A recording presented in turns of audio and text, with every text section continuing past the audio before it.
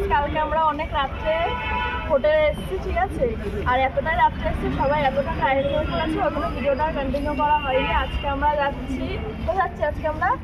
আজকে ফার্স্টে আমরা ভুবনেশ্বর যাবো, তারপর ওখান থেকে ওখান থেকে দেখি কোন দিকে যাওয়া হয়, সবটা তোমাদের সাথে শেয়ার করা হচ্ছে। তো সাথে থাকো, টাটা।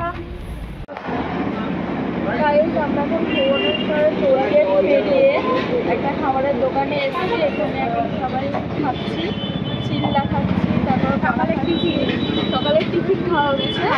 এখান থেকে একেবারে ডাইরেক্ট সাইড সিনের জন্য বেরিয়ে পড়া হবে। চলো খাবার ওকে দাও।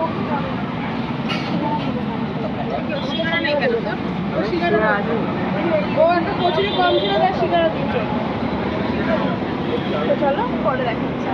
খেয়ে চলে এসছে আমাদের চিল্লা, দেখি টেস্ট করে কেমন।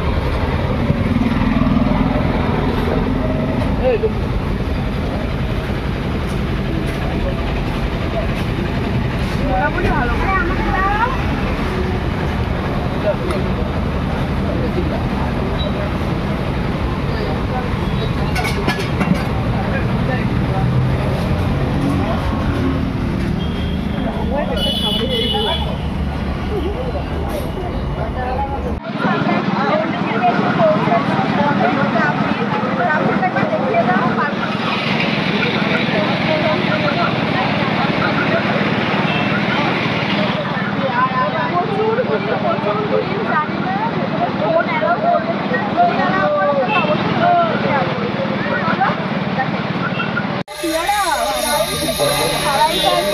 পেয়ারাগুলো দারুণ খেতে, জানো? রুমকে খেয়েছে পেয়ারাগুলো, খুব ভালো খেতে। একটা পেয়ারা দিলে 500 ওজন হয়ে যাবে। হেবি সুন্দর খেতে পেয়ারাগুলো। দাদা নেই হালকা দাম। আরে বাইরে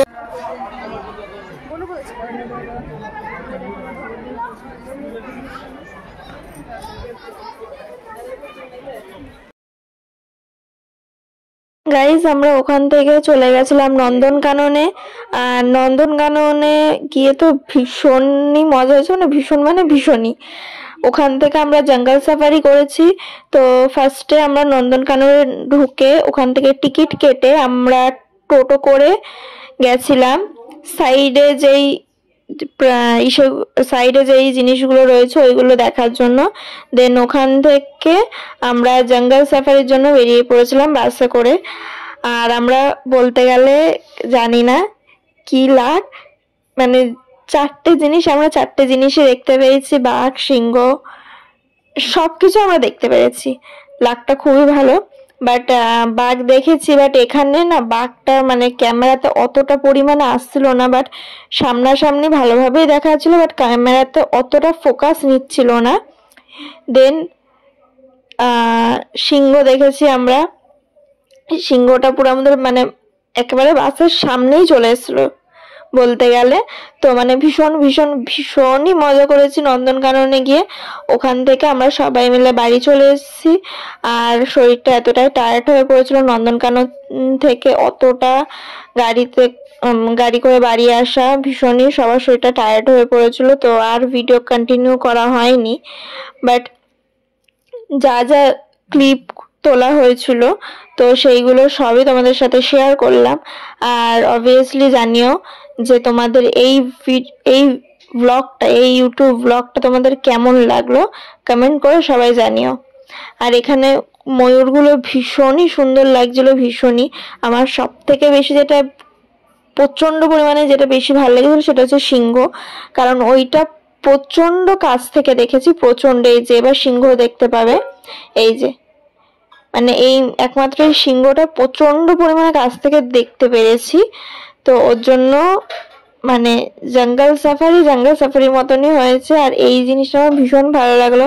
অন্য কোনো কোথাও গেলে আমরা দেখি যে আমরা বাইরে রয়েছি, মানে আর সবাই মানে প্রাণী পশুরা সব ওরা ভেতরে রয়েছে, খাঁচার ভেতরে। আর নন্দনকাননে গিয়ে আমরা খাঁচার ভেতরে ছিলাম, আর সব পশু পাখি সব ওরা ছাড়া ছিল। তো এই জিনিসটা দেখে ভীষণই ভালো লাগলো, আর খুব ভালো একটা ফিল হয়েছে। তো ভিডিওটা কেমন লাগলো সবাই কমেন্ট করে জানিও। আর নেক্সট কোনো ব্লগে তোমাদের সাথে আবার দেখা হচ্ছে। তো চলো টাটা।